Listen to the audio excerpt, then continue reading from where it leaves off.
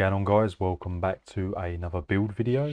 This build video is what I put together for an anti-healer build, a sorcerer build, heavy attack for PvP. Bear in mind this is theory crafted, so I haven't actually play tested this, but I do believe this is very powerful against healers, in particular in PvP, as they are a bit of a problem at the moment in the BGs and ball groups.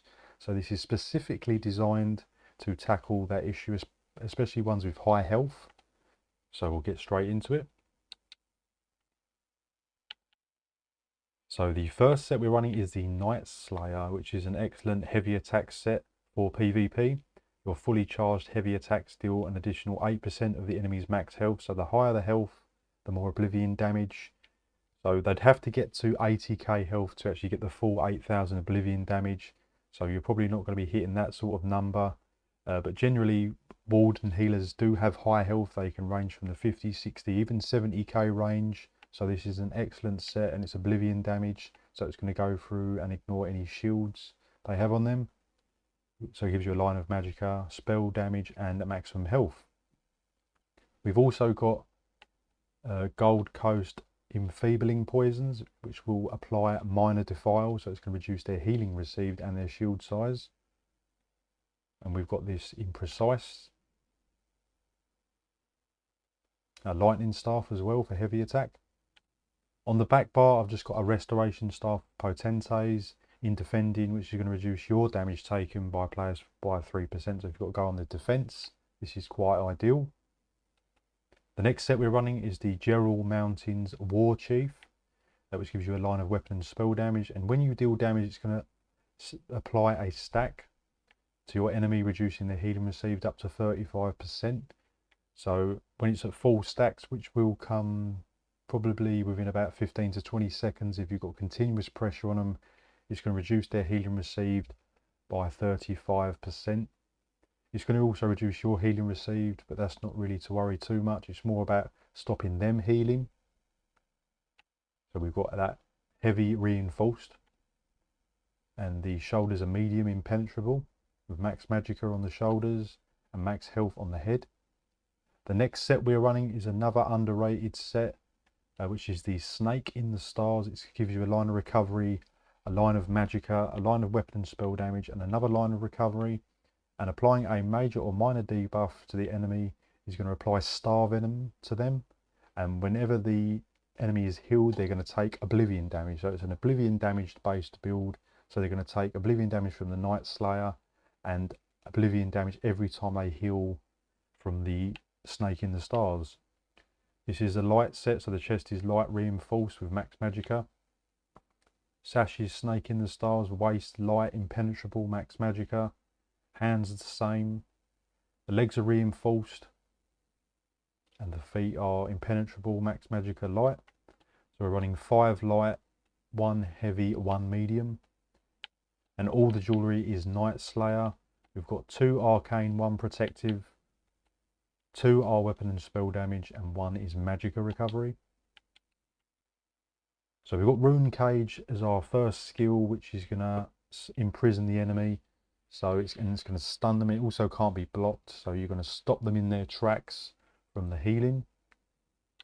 And we've got elemental susceptibility to hit them with the major breach, and also it's going to trigger the Snake in the Stars.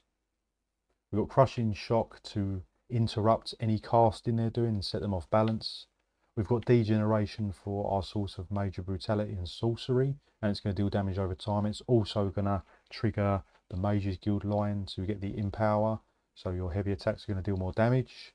Got inner light to reveal stealthed enemies, but it's more for the major prophecy and savagery, and also extra max magicka.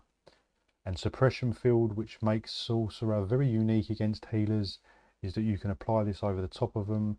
It's got quite a big radius as well, and you can also launch it from quite a good distance, and it's gonna stop any magicka spells from being pressed in that area. So once they've got all these stacked on them, you hit this with them, and then they won't be able to heal. A lot of healing spells, apart from vigor, are generally magicka based. So anything magicka based, they're going to get stunned and they're silenced, so they can't cast them spells while they're in that field.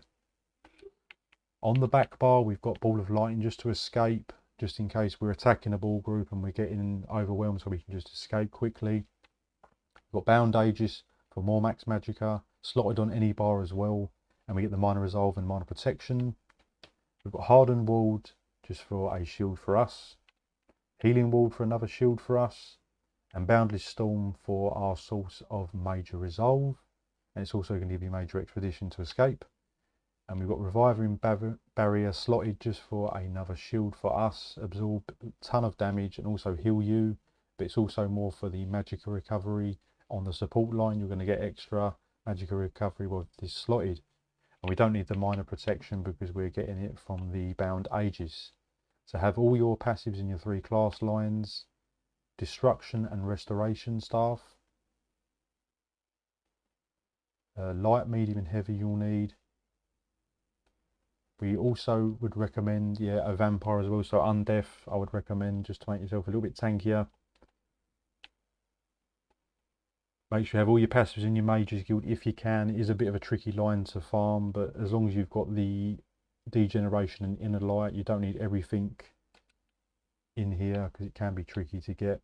But it's more for the might of the guilds, because casting a mage's guild ability will grant you empower, so it's going to increase your heavy attack damage, which is very, very nice, as we're not using the open soul to get the empower buff, which you would get. We're not using the Sigic line. All your passives in Undaunted, assault and support line. I'm a high elf for more damage, but you can go really any race, magicka based race. You could go Breton, but I just wanted to maximise the damage as much as possible as a high elf, and also have your medicinal use in the alchemy line to make your potions last longer. Champion points wise, I've got fighting finesse, master at arms, weapons expert for more heavy attack damage and deadly aim. The red CP is Bastion, so this is going to increase your damage done against shielded enemies, so the healer might be shielded, so it's going to deal more damage and also make your shields bigger.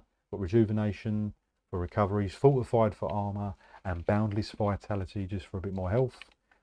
The green CP, Steed's Blessing for movement speed, liquid efficiency and rationer just to make your potions and food last a bit longer. So we'll look at the stats, what bar are we on? So the front bar, we've got 38k max magicka, which is quite nice. The recovery is really, really good. If we pop a potion, I haven't actually got on at the moment, it'll go a bit higher, probably be about 2400.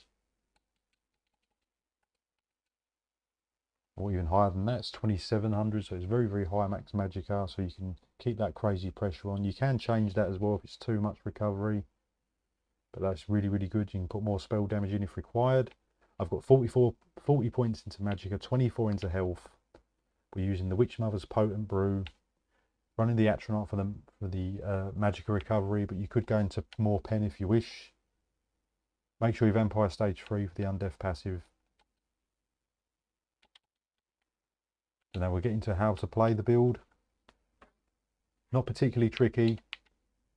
You just want to make sure you have all your buffs and your shields up on the back bar. And then you just want to come in with the elemental susceptibility, keep your heavy attacks up, your degeneration, and you can just hit them with the false pulse just to knock them off balance. Drop the rune cage to imprison them. And then when your suppression field is ready, you can stand in it and they'll just hopefully be standing in it, pin them down, and you can just go to work on them. The snake in the stars is going to do a lot of damage every time they're going to panic and try and heal. If they get out of the suppression field, it's just going to keep ticking over on them and just keep the degeneration up and just keep heavy attacking in between skills and just keep trying to pin them down and snare them. Like I said, they're going to be taking an absolute ton of oblivion damage, which ignores shields. Is really, really nice. And you're going to put a lot of pressure on. You can see above on the training dummy here, the 35 is the monster set, which is the 35 stacks of healing received. So you got minor defile. We don't have major defile on this build, unfortunately. We've got the minor defile and the monster set, so that's nearly, it's probably around about 40% healing received is going to be reduced, which I think is sufficient. And then we're just basically getting them down with the oblivion and heavy attack pressure. Like I said, once that suppression field is up, is just launching it on them, and they won't be able to heal, or they're going to be very minimal healing unless they've got stamina based heals, unless they get out of that bubble. And it does last quite a while as well, so if you pin them down, you'll be able to hopefully nuke the wardens down with the high health, and the higher their health, the more oblivion damage you're going to be dealing. So really, really nice build, specifically against wardens with high health, but it's also going to work against other opponents as well. Anyone that's got crazy healing is really going to suffer big time. Anyone with shields is going to suffer big time as the oblivion damage. All in all, a really, really nice build, particularly for BGs, just to get them healers down if you want to focus them, and just very, very strong, nice heavy attack setup. And that's why I said I went with Sorcerer, because it just has that unique ultimate that just stops them in their tracks, silence and stuns, and they can't heal with any magical based skill. So you're really going to be putting a lot of pressure on them healers. So that's the end of the build video, guys. But like I said, bear in mind it's theory crafted, so take from this what you can. Drop the video a like, subscribe to my channel if you haven't already, and any comments or any improvements you can think on the build, drop in the comment section below and we'll have a little discussion and get back to you. And I'll see you in the next video.